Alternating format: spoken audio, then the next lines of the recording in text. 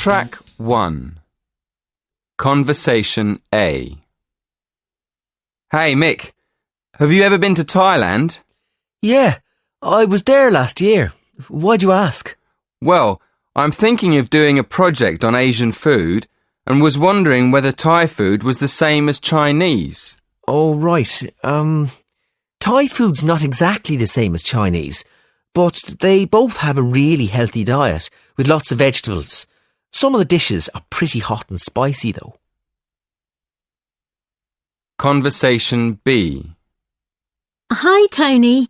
Do you have a moment? Sure. What's it about? Well, I'm researching types of homes across the world, and I thought I'd ask you where people live in Australia. Sure. Which part of Australia are you thinking about? I mean, there are blocks of flats in most cities, the same as anywhere else in the world. Conversation C. Hi, Barbara. How's your Japanese language project going? It's great. I'm learning about the Japanese alphabet at the moment. And what about your project about China? How many languages do they speak? Well, there's Mandarin Chinese and at least another 10 varieties of Chinese from different regions. Wow, that's amazing. Conversation D. Amira, I'm doing a project on traditional clothing. Do you have any in the Emirates? Oh yes, we do. The typical dress for women is called an abaya. It's basically a long black dress, but we decorate it with gold patterns around the sleeves and neck. It's usually made of a kind of silk. Look at this one here. What do you think? Oh, I think it's lovely. Track 2. I'm trying to find out if people from northern countries have the same attitudes to talking to strangers in public as people from southern countries. OK, so what have you found out? Well, I found out that in some countries it's more common to talk in public than in others. For example, people in the UK and Holland don't usually talk to people they don't know. But the Italians and the Spanish seem to be much more open. They chat to people on buses, in shops, in restaurants. So, do you think that people from the south of Europe are friendlier than northern Europeans? Well, it does look that way. Even in the same country. I mean, for example, in comparison with Italians from the north of Italy, the Italians in the south chat much more to each other in public. It does sound interesting. Well, that's fine. I think you've found a good topic. Track 3. Hi, Barbara. Why don't you join our group? We're going to give a presentation about what we eat at each meal in our home countries. Oh, great. I love finding out about other cultures. So, where do we start? Breakfast. In the UK, we have cereal, toast, eggs, and tea or coffee for breakfast. Have you got that, Mina? Yes, but breakfast in India is completely different. We have a lot of different kinds of breakfast across India, but mostly we eat some type of bread with lentils. Oh, is that right? In China, we have tea with noodles or rice and vegetables for breakfast. So, what do you have for lunch, Barbara? Well, you know, in the UK, we don't usually have a big lunch. We usually just have a sandwich. But it's different in India, isn't it? Oh, definitely. I don't like sandwiches at all. We have rice and vegetables for lunch in India. Yeah. We have a cooked meal at lunchtime too. We usually have noodle soup and a main course. We have our main meal in the evening in the UK as well. Quite often we have chicken, meat or fish with potatoes and vegetables. Track 4. Hi, Mina. Shall we have a look at the material for our presentation on marriage customs? Yeah, sure. I've got a lot of information about India, How about you? Yes, I've got material about marriage in the Emirates. Shall we get going? What about meeting? How do people in India meet in the first place?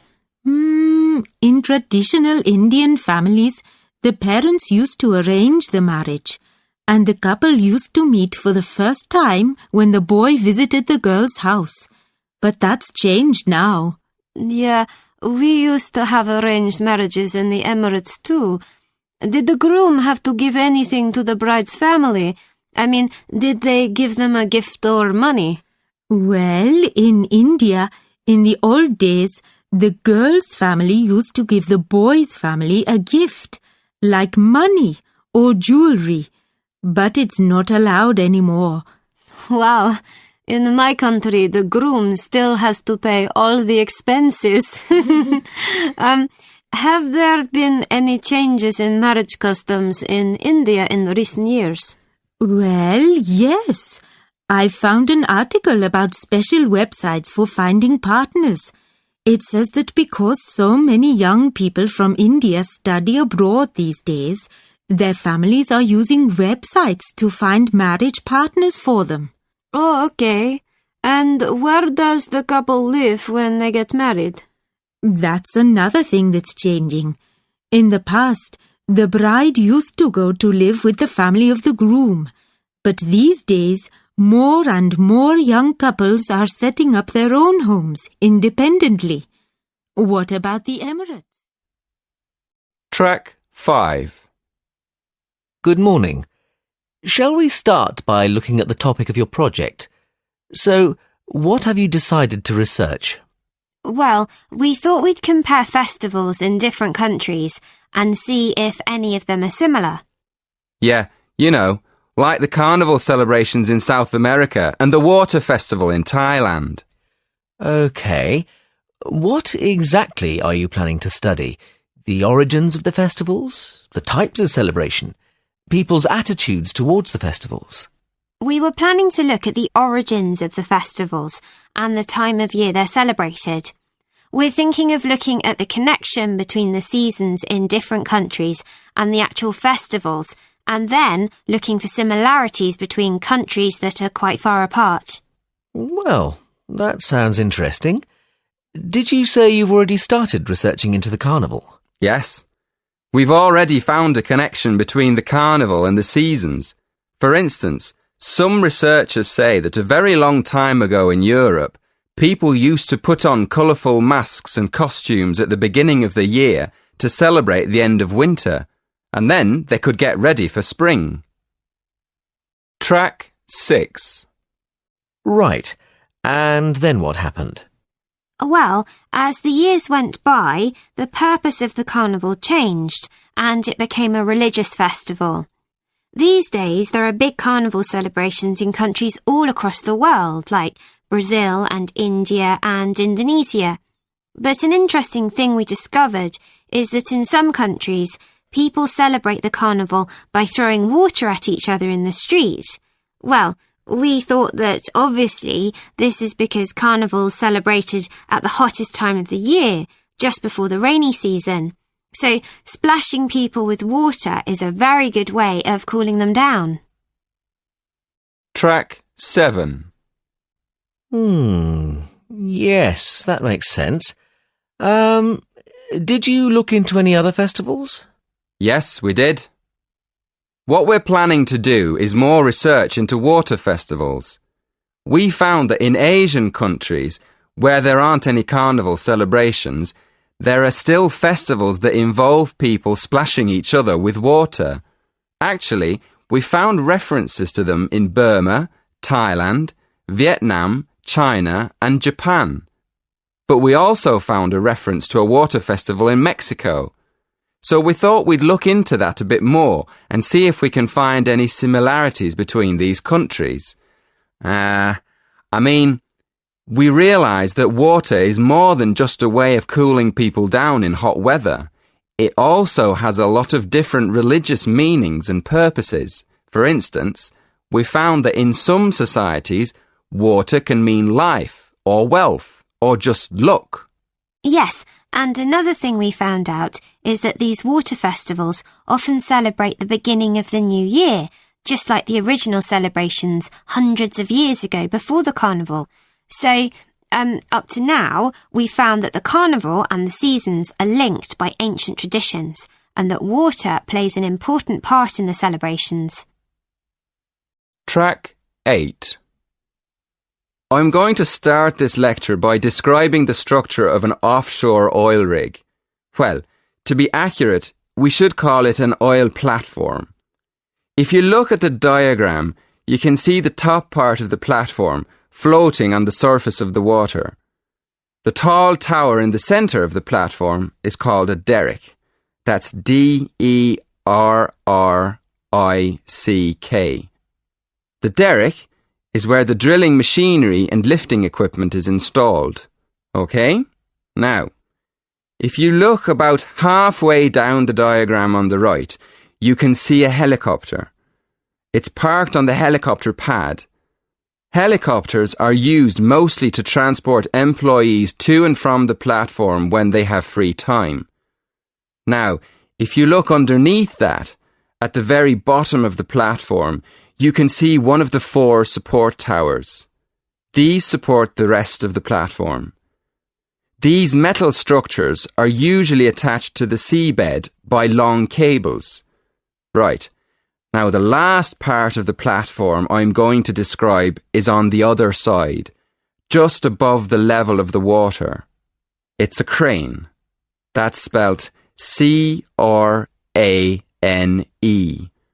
Cranes are used everywhere in construction, but this one is specialist equipment for lifting heavy spare parts at sea. In fact, apart from the derrick, you can see 3 cranes in the diagram. Track 9. Some experts believe that if we knew how to control the power of the sea, we could generate enough electricity for the whole world. But, in this talk, I'm going to focus on the UK and our capacity for generating electricity from wave and tidal energy.